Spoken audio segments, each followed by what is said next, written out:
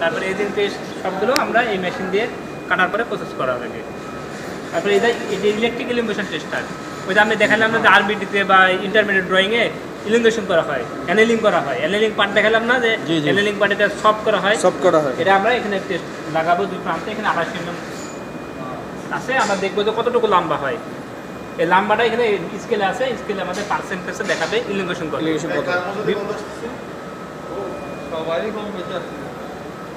এটা দেখা যাচ্ছে যে বিভিন্ন ওয়্যার সাইজের পরে এটা আছে অ্যানেলিং এর পার্সেন্টেজ আছে, হ্যাঁ হ্যাঁ, মনে করেন যে 0.74 এর জন্য আমাদের মিনিমাম রিকোয়ারমেন্ট হচ্ছে 25%। আমরা এখানে দেখবো কত পার্সেন্ট ইলিমিনেশন আছে।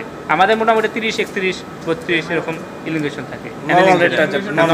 আপনার মানে কপারটা আমার কতটুকু টানলে কতটুকু লম্বা হচ্ছে এটা? হ্যাঁ হ্যাঁ, এটা আমাদের স্কেল আছে, স্কেলে পার্সেন্টেজ কতটুকু লম্বা হয়েছে, হ্যাঁ এটাকে অ্যানেলিং বলা হয়। অ্যানেলিং, হ্যাঁ, এটা আমরা এই মেশিনে টেস্ট করি। স্থিতিস্থাপকতা, স্থিতি।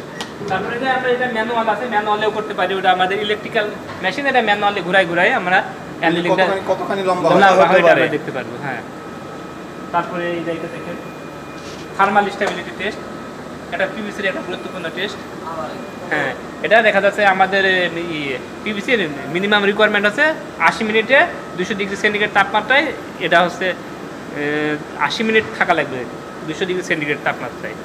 যদি এর আগে যদি মালটা গলে যায়, এখানে আমাদের লিটমাস পেপার দেওয়া থাকবে।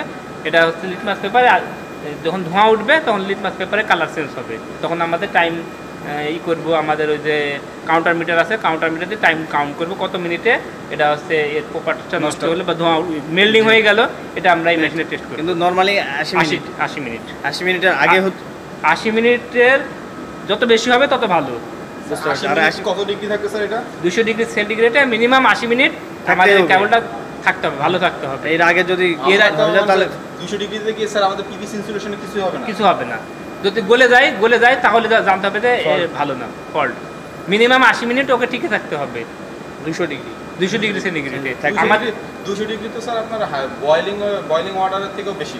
হ্যাঁ হ্যাঁ হ্যাঁ, 200 ডিগ্রিতে এটা আমাদের মোটামুটি 100 থেকে 120 মিনিট পর্যন্ত স্টে করে। হ্যাঁ, 200 ডিগ্রিতে মিনিমাম রিকোয়ারমেন্ট আছে 80 মিনিট।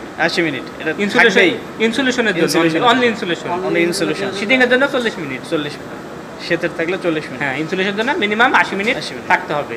শীতের জন্য 40 মিনিট। হ্যাঁ হ্যাঁ, কেন স্যার শীতের জন্য স্যার কম কেন স্যার? ওটা শীটিং প্রপার্টি, ওটা তো ওই মেকানিক স্টেট সফট থাকা হয়, এটা মেকানিক্যাল প্রোটেকশনের জন্য। ওটা কিন্তু কোনো ইর জন্য না, ভোল্টেজ যাকে ব্যারিয়ার দেওয়ার জন্য না। ওটা নিচের যেটা থাকবে ইনসুলেশন, ওটাই মেইন। ওটার পরে ভোল্টেজটা করে।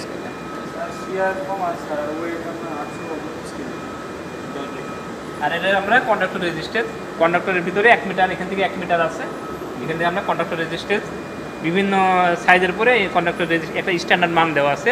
মনে করেন যে 1 RM এর জন্য মিনিমাম থাকা লাগে 18.1 ওহম, ঠিক আছে, ওহম পার কিলোমিটার। জি, 18.1 ওহম পার কিলোমিটার, প্রতি কিলোমিটারে 18.1 থাকতে হবে। মানে এটা ম্যাক্সিমাম, এটা ম্যাক্সিমাম, যত কম থাকবে তত ভালো। মানে রেজিস্ট্যান্সের বাধাটা যে কোনো জিনিসেরই বাধা, কন্ডাক্টরের বাধাটা যত কম হবে ততই ভালো। কিন্তু ইনসুলেশন ক্ষেত্রে এটা বিপরীত। ইনসুলেশন রেজিস্ট্যান্স যত বেশি হবে তত ভালো। বুঝতে পারছি, ইনসুলেশনের সাথে এটা বিপরীত। হ্যাঁ, বিপরীত, উল্টানুপাতিক। বুঝতে পারছি।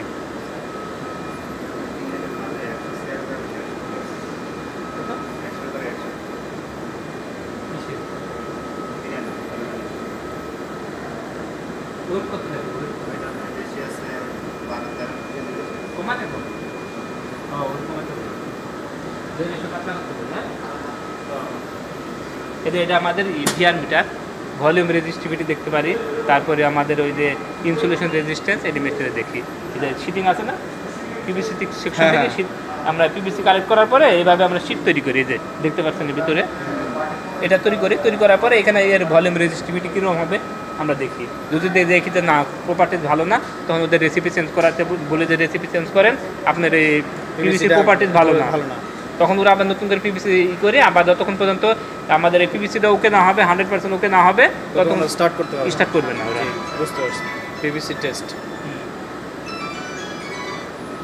হ্যাঁ, বিভাস এটা কি করে এটা দিয়ে কি করে স্যার বলেন?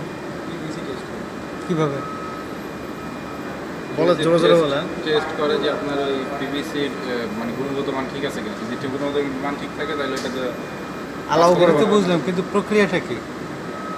What is the process? বিদ্যুৎ দিয়ে তাপমাত্রা টেস্ট করে ভোল্টেজ দিয়ে এই কত ডিগ্রিতে গলে যাবে, কত জানতে ওই এখানে হাত ঢুকাই দিয়ে না পা ঢুকাই দিয়ে? ওই যে পিভিসিটা ঢুকে ওই শীটটা নিয়ে আসছে, ওটা কাটবে, কেটে ওই যে নির্দিষ্ট একটা মাপ ওই আছে, তো ওয়েট বেশি আছে কমাতে বলো, তাহলে বেড়ে তারপর যে করতে বলো, fixed আছে, আর যদি তার আগে ছেড়ে যায় তাহলে ঠিক নাই। বুঝতে পারছেন? বলো যে ওয়েট কমাতে বলো, যাও তো যেভাবে পারো সেভাবে কমা। শালি বিধবা করে না। স্যার এইটা কি আমরা ওই যে ইলেকট্রিসিটি ব্যবহার করে করি স্যার, গরম বানিয়ে করি নাকি? ওই গরমের এটা ওই শীতিংটা হ্যাঁ এই যে আমাদের এইটা টেস্টটা স্যার, এটা টেস্টটা এটা টেস্ট কিভাবে? মানে এটা টেস্ট স্যার। আমি এটা দেখাই দিই, দাঁড়ান এই ফলের নাম দেখাই দিচ্ছি। দেখি স্যার, এটা একটু দেখা যাবে। Please take. এটা থিকনেস আছে 1.7 mm, ওই শীতিং এর থিকনেস 1.7 mm। ও থিকনেসটা না? আমি আপনাদের কিভাবে করে দেখাই কথাগুলো রেকর্ড হচ্ছে, ভিডিওটা করো, বুঝছো? সার্টেন আমরা এখানে দুটা টেস্ট আছে দেখেন, এসি টেস্ট, ডায়ালিটি কনস্ট্যান্ট এন্ড টেন্ডেন্সি টেস্ট। আমরা করব ভলিউম রেজিস্টিভিটি 2 নম্বরটা। এই এখানে কাস্টমার নেম আমরা দিয়ে দিলাম, একটা কাস্টমার নেম দেখুন একটা দিদি,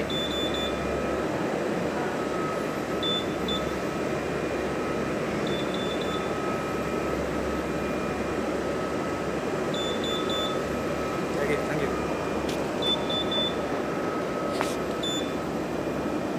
টেস্ট হচ্ছে না।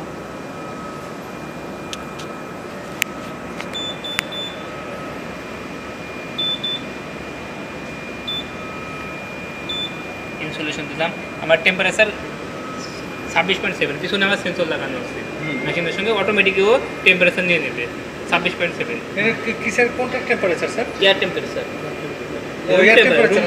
Room temperature.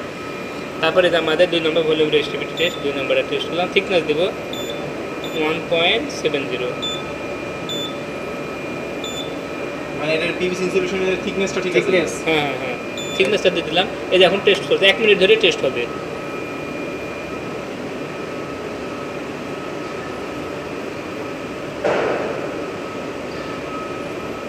কি কি ইনস্ট্রাকশন দিলেন স্যার এটাতে? এখানে হচ্ছে দিলাম হচ্ছে ওই ইনসুলেশন থিকনেস, থিকনেস। হ্যাঁ এটাই দিয়ে দিলাম।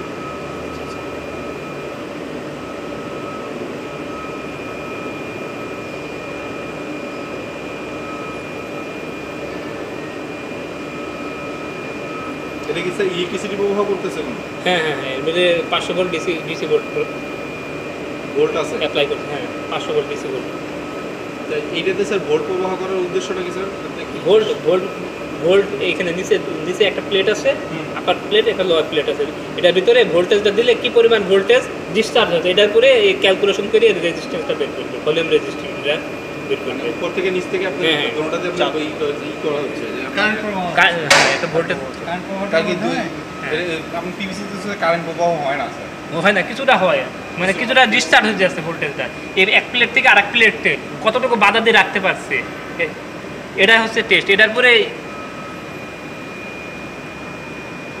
এই দেখুন আমরা দেখাই দিই, এই যে আমাদের রিডিং কিন্তু চলে আসছে, এই যে আয়ার দেখেন, আয়ার হচ্ছে 90 গিগা ওহম আসছে, আইআর বলতে কি বোঝায় sir? Insulation resistance insulation resistance.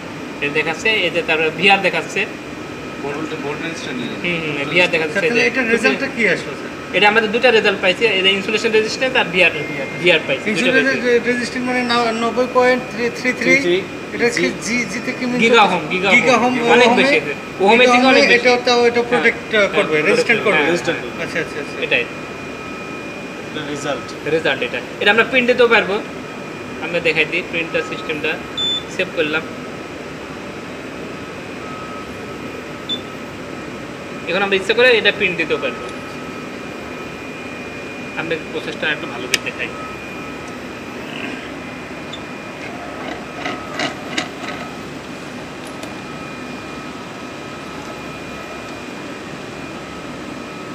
এই যে এটা আমাদের এখানে আমরা ভোল্টেজ দিচ্ছি, বুঝলেন, আর এখানে আছে একটা অপরিবাহী একটা পিভিসি আছে, এখান থেকে আর এখানে পাশে আছে নিউট্রাল, এটা দেওয়ার কারণে ফেজ এবং নিউট্রালের মাঝে একটা ব্যারিয়ার দিয়ে দিলাম, বাধা দিলাম।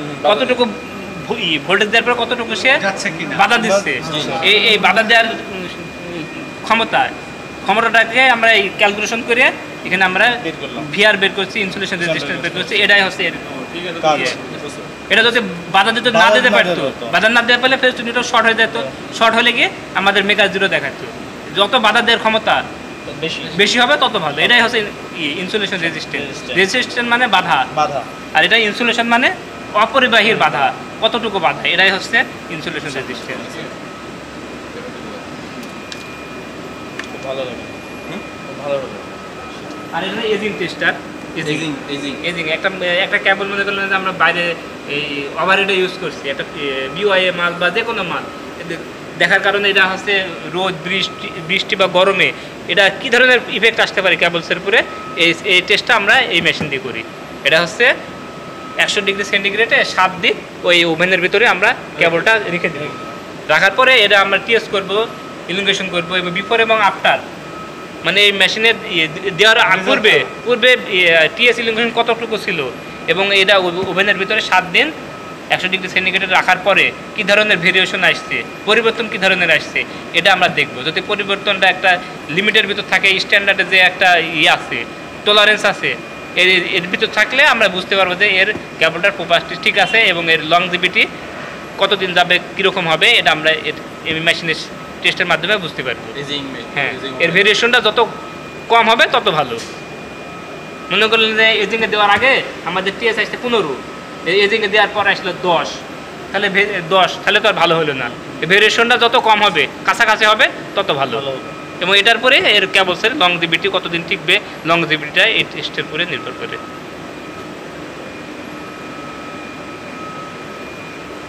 আর এই যে আমাদের হাইড্রোলিক প্রেস, ওই যে পিভিসি স্যাম্পল কালেক্ট করার পরে আমরা যে 180 ডিগ্রি সেন্টিগ্রেড এটার ভিতরে দিয়ে দেবো, দিয়ে হিট উঠাই দেবো, দিলেই আমাদের প্রেস করলে একটা পিভিসি শিট দেখলেন তো, ওটার পরে আমরা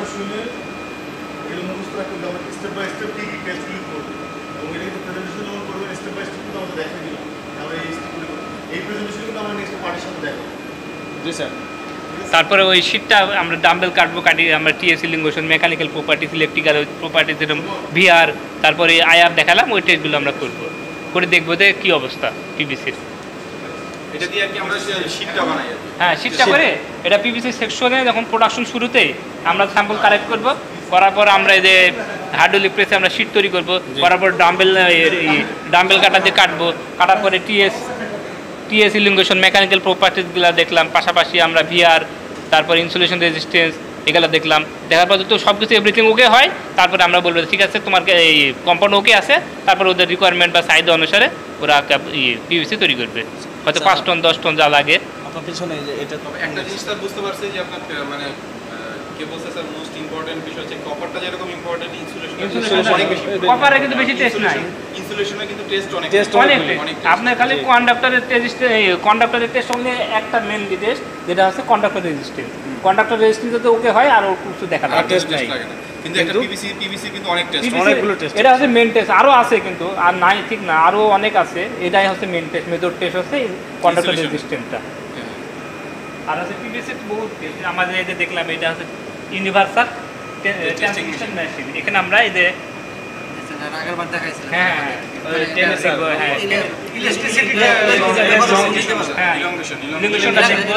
মানে কত শক্তি রাখার পরে সে ছিঁড়ে গেল, স্ট্রেনটা কত, এটা আমরা দেখতে পারবো এখানে। এলিংগেশন, হ্যাঁ এলিংগেশনটা, এটা টেস্ট, মেকানিক্যাল টেস্ট, মোস্ট একটা ভাইটাল টেস্ট। জি স্যার, এলিংগেশন। তারপরে এই যে এগুলো আমাদের সব সুপারের টেস্ট। স্যার এটা কিসের টেস্ট স্যার? এটা ওই সেম মেশিন, ওটা হচ্ছে 2000 কেজি, 2000 কেজি, এটা 5000 কেজি, বেশি ধারণ ক্ষমতা, বেশি ধারণ ক্ষমতা, সেম টেস্ট। এটা আছে ওভারহেড কন্ডাক্টরের জন্য অনলি। ওভারহেড কন্ডাক্টর যেরকম আছে ওই যে আপনার উপরে দেখেন না 33 কেবি বা 132 কেবি লাইনে যেসব স্টিল, মোটামুটি স্টিল আছে, স্টিল, অ্যালুমিনিয়াম, এগুলো টেস্টের জন্য এই মেশিন। এত অনেক দূর দূরান্তে একটা কত দূর, কিন্তু তার তো বাকি নিচের দিকে আসে। স্যার এই ব্রেকডাউন ভোল্টেজ টেস্টার এটা কি স্যার? ওইটা হচ্ছে সুপারের টেস্ট। সুপারে, হ্যাঁ সুপারে এটা কি টেস্টটা করা হয়? এটা হচ্ছে সুপারের উপরে বার্নিশ দেওয়া হয়, বার্নিশ দেওয়ার পরে আমরা টুইস্ট করা হয়, এটা আমাদের এই পাশে মেশিন আছে, টুইস্ট করার পর এটা আমরা 2 মাথা ওপেন রাখবো, ফেস টু নিউট্রাল ওপেন রাখবো, রাখে এই যে ফেস এই যে এখানে উপরেরটা সবগুলো ফেজ, এটা নিউট্রাল দেওয়া আছে এবং 2 মাথা ওপেন রাখবো, ওপেন রাখার পরে আমরা হচ্ছে ভোল্টেজ অ্যাপ্লাই করবো, বুঝলেন? অ্যাপ্লাই করার এখানে আমাদের 15 কেবি ম্যাক্সিমাম দেওয়া আছে, 15 কেবি দেখা যাচ্ছে কত ভোল্টেজ এসে ফেস টু ইনসুলেশনকে ক্র্যাক করে ফেস টু ফেস একসাথে শর্ট হয়ে যায়, কত ভোল্টেজে শর্ট হচ্ছে, এটাই আমাদের টেস্ট। দেখা যাচ্ছে আমাদের রিকোয়ারমেন্ট থাকে 34 মাইলের জন্য 3.9 কেবি, সেটা আমরা দেখবো যে কত কেবিতে ব্রেকডাউন হয়, ফেস টু নিউট্রাল শর্ট হয়ে যাচ্ছে, বার্নিশ ক্র্যাক করে ফেস টু নিউট্রাল শর্ট হচ্ছে। আমাদের দেখা যাচ্ছে 7.5 থেকে 8.5 বা 9ও থাকে, যেখানে আমাদের রিকোয়ারমেন্ট 3.9, অনেক বেশি স্যার। অনেক বেশি, যত বেশি হয় তত ভালো। ইনসুলেশন বার্নিশের স্যার এটা গরম হলেও এতটা বেশি মানে প্রবলেম হবে না, না প্রবলেম হবে না। আপনার ইলেকট্রিসিটি থাকে তারপর স্যার প্রবলেম। হ্যাঁ বার্নিশটার দেখলাম ইনসুলেশন। আর এটা আমাদের থার্মাল টেস্ট, থার্মাল টেস্টটা হচ্ছে সুপারের সেম টেস্ট। আমরা একটা নির্দিষ্ট রেডিয়াসে ওই ইটা সুপারটাকে ঘোরায় পেঁচায়ে আমরা এখানে 155 ডিগ্রি সেন্টিগ্রেডে ওভেনের ভিতর দিয়ে দেবো, বুঝি না? এটা আমরা 155 ডিগ্রি সেন্টিগ্রেডে ঝুলাই দেবো, দেওয়ার পরে এই নির্দিষ্ট রেডিয়াসে ঘোরানোর পরে এবং হিট দেওয়ার কারণে নির্দিষ্ট পরিমাণ হিট সময় রাখবো, রাখার পরে হিটের কারণে দেখবো যে বার্নিশটা কন্ডাক্টর থেকে উঠে যায় কিনা, এটাই হচ্ছে আমাদের টেস্ট। এটা বার্নিশটা যদি কন্ডাক্টর থেকে উঠে যায়, উঠে যাচ্ছে কিনা এটা হ্যাঁ, হ্যাঁ, টেস্টের জন্য হ্যাঁ। কত ডিগ্রি গরম হইলে আর কি এটা উঠে এটা যায়?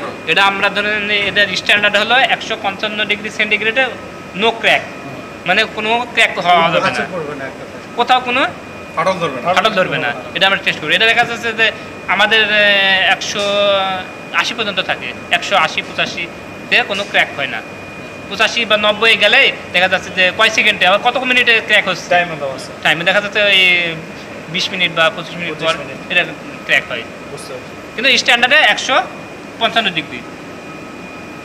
ঠিক আছে, এটা আমরা এই টেস্ট কি কাজ এটা বলেন? এটা হচ্ছে যে সুপার এনামেলের যে ইয়েটা থাকে, এটা হচ্ছে হট সেট। জি স্যার। আমাদের এইচটি মাল তো পুরা 100% হচ্ছে এক্সএলপি দিয়ে তৈরি হয়, এক্সএলপি ইনসুলেশন। দেখছেন তো সাদা যেটা দেখালাম, দেখছেন না নিচে?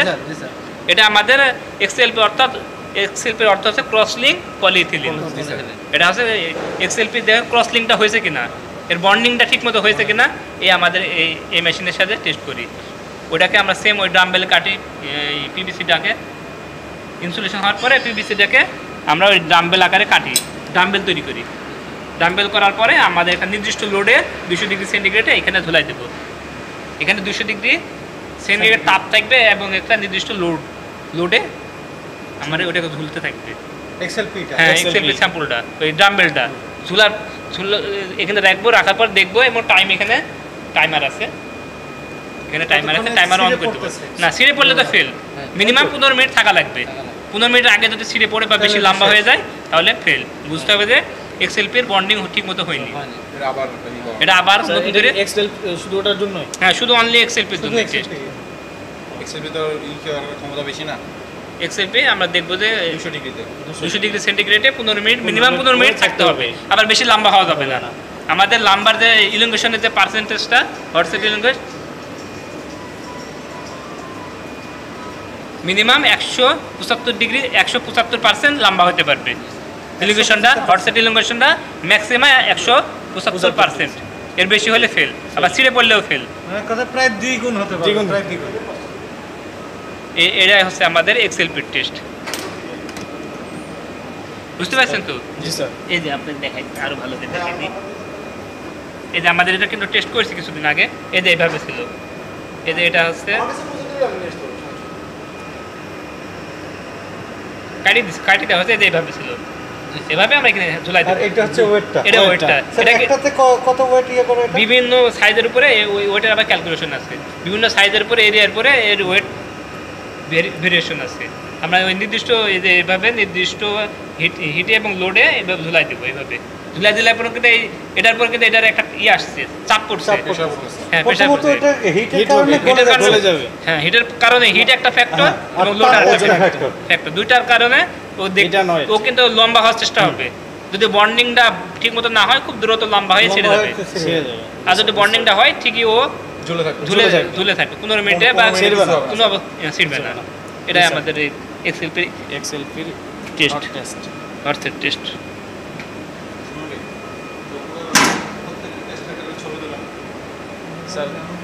তারপরে আমাদের এই যে এফআর ক্যাবিনেটের নাম শুনতে তো, এফআর ক্যাবিনেট কি, এফআর মানে কি বলেন তো? ফায়ার রিটার্ডেন্ট মানে অগ্নি প্রতিরোধক, মানে আগুনকেও ধরতে দিবে না। হ্যাঁ, নির্বাপক না, অগ্নি প্রতিরোধক, রিটার্ডেন্ট। আচ্ছা, এখানে আমাদের এফআর এর স্যাম্পল আমাদের বাতাসে মিনিমাম অক্সিজেনের পার্সেন্টেজ 23%, বাতাসে 23% অক্সিজেন থাকে, আর অক্সিজেন কাজকে আগুন ধরতে সাহায্য করে। আর আমাদের ক্যাবলসটাকে আমরা হচ্ছে পিভিসিটাকে, এফআর পিভিসিটাকে আমরা এখানে দিয়ে দিয়ে 30% অক্সিজেন ফ্লো করব। বাতাসে অক্সিজেন কত পার্সেন্ট? 23%। আমরা আমরা হচ্ছে আমাদের মিনিমাম রিকোয়ারমেন্ট আছে 29%। 29%-এ আগুন ধরে গেলে ফেল, 29% আগুন ধরা যাবে না। আমরা 29% অক্সিজেন ফ্লো করে আগুন ধরাই দেবো। যদি না ধরে তাহলে বুঝবো যে আমার এফআর ঠিক আছে। তারপরে 29-এর পরে 30 দেখবো, মানে কতটুকু অক্সিজেন ফ্লো করলে আমরা দেখবো যে কত পার্সেন্ট অক্সিজেন ফ্লো করলে আগুন ধরে। তারপরে 30%-এ দেখবো, 30% যদি না ধরে 31%-এ দেখবো। এবার দেখবো যে আমরা স্টেপ বাই স্টেপ দেখবো যে কত পার্সেন্টে আগুনটা ধরে। যত বেশি হয় তত ভালো। হ্যাঁ, আমাদের নরমাল রেঞ্জ কত আগুন ধরলে আমাদের এটা ভালো, আর কত যাবে মনে করেন যে আমাদের স্ট্যান্ডার্ড রিকোয়ারমেন্ট আছে 29 ডিগ্রিতে আগুন ধরা যাবে না। 29 ডিগ্রিতে, হ্যাঁ 29%-এ। মানে আমরা বাতাসে থাকে 23, ছয় গুণ বেশি। কারণ কি যদি 29-এ না ধরে তাহলে তো আমাদের 23% ধরার প্রশ্নই আসে না। কারণ কি অক্সিজেনই আগুন ধরতে সাহায্য করে, যেখানে কিন্তু অক্সিজেন নাই সেখানে কিন্তু আগুন ধরে না। তার মানে স্যার আমরা বলবো যে 29% মানে আমাদেরটা মোটামুটি 31% পর্যন্ত, 31% পর্যন্ত আমাদের এফআরপিবিসি ঠিক থাকে। 31 পার হলে আগুন ধরবে। হ্যাঁ, 31% হলে তখন নরমাল যে আমাদের পিভিসি ওগুলোর কোনো ইয়ে আছে? ওগুলো আমাদের এফআর এর টেস্ট নাই, এমনি আমাদের ওই তারপর ওটার তো ধারণ ক্ষমতা একটা আছে না? হ্যাঁ, আমাদের এই যে এটা দেখি, যে ফ্লেমেবিলিটি দেখি, এখানে আছে ওইটা আছে পিভিসি কম্পাউন্ডেড টেস্ট, আর এটা আছে ফাইনাল ক্যাবলস এর টেস্ট। এটা হচ্ছে এফআরএলএস ক্যাবলস এর টেস্ট। আমরা যে একটা ফাইনাল ক্যাবল একটা নির্দিষ্ট এই যে এখানে লাগাই দেবো, স্যাম্পল লাগাই দিয়ে এখানে 700 লাগাই দিয়ে বার্নারে হিট দেবো। হিট দিয়ে দেখবো যে আগুন ধরে কিনা। আমাদের মিনিমাম রিকোয়ারমেন্ট হচ্ছে 50 mm পর্যন্ত, যদি আনইফেক্ট এখান থেকে এটা হচ্ছে 550 mm। 550 mm এর ভিতরে যদি 50 mm ভালো থাকে তাহলে আমার ক্যাবলস ওকে। এটা আমাদের টেস্ট, ফ্লেমেবিলিটি টেস্ট। দেখা যাচ্ছে আমাদের এখানে 550 mm এর ভিতরে আগুন ধরাই দিতেছে। হ্যাঁ, আগুন ধরে দেওয়ার পরে আপনার এটা কতটুকু বার্ন হইতেছে? হ্যাঁ, কতটুকু বার্ন হচ্ছে দেখা যাচ্ছে বার্ন হয় খুব কম, ওই তো 100 mm পর্যন্ত, 550 এর ভিতরে 100 mm বার্ন হয়, আর বাকিটা পুরাটাই ভালো থাকে, সেফটি থেকে যায়। হ্যাঁ, এটা কি ফায়ার রিটেন্ডেন্টটা? হ্যাঁ, নরমাল পিভিসি নরমাল পিভিসিটা ওই পিভিসি থেকে হালকা একটু বেশি, হয়তো যাবে, 150 mm পর্যন্ত যায়। যে সময় পরে নিভে যাবে। হ্যাঁ, নিভে যাবে। আপনি হয়তো সময় থাকলে দেখা দিই না, আমাদের এটা অনেক বেশি সময় লাগে প্রসেস করতে, অনেক সময় লাগে। জি স্যার, তাহলে আপনাদেরকে দেখাই দিতাম। এটা কিন্তু এফআর বা এফআরএলএস এর একটা গুরুত্বপূর্ণ টেস্ট, ফাইনাল ক্যাবলসের। এটা হচ্ছে ফাইনাল ক্যাবলসের জন্য, ওটা হচ্ছে কম্পাউন্ডের জন্য। তারপরে এটা আছে স্মোক ডেনসিটি, স্মোক ডেনসিটি। হ্যাঁ, এটা কাজ আছে এফআরএলএস ক্যাবলসের জন্য। এফআরএল ক্যাবলসে আগুন লাগলে এটা কিন্তু ধোঁয়া বেশি হবে না। নরমাল পিভিসি থেকেও 40% ধোঁয়া কম হবে, আর ধোঁয়াটা হবে কালো ধোঁয়া না। পিভিসি তো ধোঁয়া কালো ধোঁয়ার পর প্রচুর কিছু দেখা যায় না। এই রুমে যদি আগুন ধরে না, পুরো অন্ধকার হয়ে যাবে, কালোই। আর পর্যাপ্ত পরিমাণে থাকে আপনার কার্বন ডাইঅক্সাইড, যার কারণে মানুষের শরীরে আগুন ধরার আগে কার্বন ডাইঅক্সাইডের কারণে শ্বাসরোধ হয়ে মারা যায়। জি স্যার। তাহলে পিভিসির বিকল্প কিছু নেই স্যার? ওদের জিরো হ্যালোজেন আছে, এফআরএলএস আছে, এগুলো আপনার ধোঁয়া কম হবে, তারপরে আপনার আগুন ধরবে না, এগুলো আমাদের কস্ট বেশি। হ্যাঁ কস্ট বেশি। পিভিসির স্যার কষ্ট। আর এগুলো ধোঁয়া হবে সাদা স্বচ্ছ ধোঁয়া, এগুলো আগুন লাগলেও আপনি বুঝতে পারবেন যে এখানে আগুন লাগছে, নিবানোর কাজে আপনি ই করতে পারবেন, নিবানোর জন্য ই করতে সুযোগ পাবেন। আর কিন্তু আর পিভিসি হলে কিন্তু কালো ধোঁয়ায় কিন্তু আপনার কোন জায়গায় আগুন লাগছে দেখতেই পাবেন না, ফাইন্ড আউটই করতে পারবেন না। কিন্তু এখানে আমরা এফআরএলএস বা জিরো হ্যালোজেন এগুলোতে আমরা এরকম ফাইন্ড আউট করার সুযোগ আছে, বা একটা ওর থেকে ঝুঁকি কম তুলনামূলক। আর এগুলো সব আমাদের টেন্ডারের মেশিন, এগুলো সব টেন্ডার আইটেম। এগুলো আমাদের স্পেকট্রোমিটার,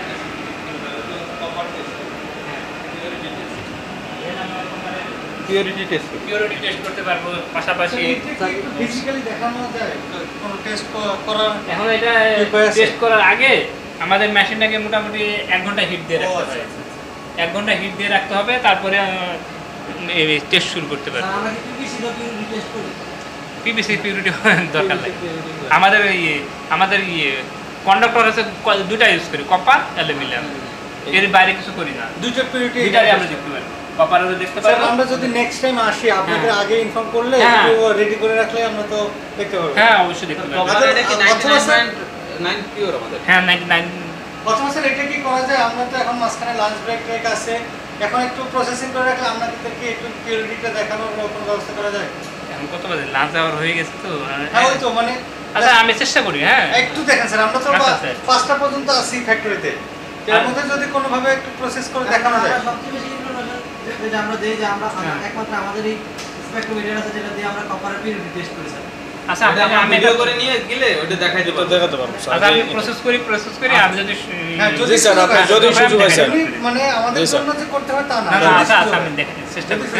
আচ্ছা আমি করি যে আরো যেসব প্রসেস আছে আমি এগুলো স্যাম্পলটাগুলো আছে ওগুলো আমি রেডি করে রাখবো, যদি সময় হয় আপনি ওটাই দেখেন। স্যার, ওটাই স্যার। এটা কিন্তু বাংলাদেশে শুধুমাত্র আমাদের আছে, এছাড়া আর কারোর স্পেকট্রোমিটার নাই। এটা সহজে আমরা কিন্তু অনেকগুলো দেখতে পারি, শুধু পিউরিটি না, আমরা পিউরিটি দেখতে পারি। তারপরে কন্ডাক্টরের ভিতরে অক্সিজেন একটা বড় ফ্যাক্টর, অক্সিজেন যত বেশি হয় তত খারাপ কন্ডাক্টরের জন্য। একটা নির্দিষ্ট 100 থেকে 650 ppm পর্যন্ত স্ট্যান্ডার্ড দেওয়া আছে, এর ভিতরে এর বেশি যদি হয় তাহলে এটা হচ্ছে ভালো না কন্ডাক্টর হিসেবে।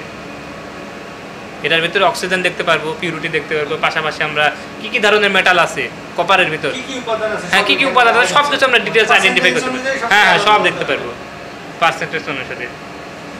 এটা আমরা 3 ধরনের জিনিস একটা মেশিনে একই সঙ্গে 3 ধরনের জিনিস আমরা দেখতে পারবো। একটা হচ্ছে কপারের পিউরিটি, অক্সিজেনের পার্সেন্টেজ এবং অন্যান্য পার্টিকেল কি আছে, উপাদান কি আছে ওগুলো আমরা দেখতে পারবো। আমিও দেখাই দেবো। ঠিক আছে? জি স্যার, থ্যাংক ইউ স্যার।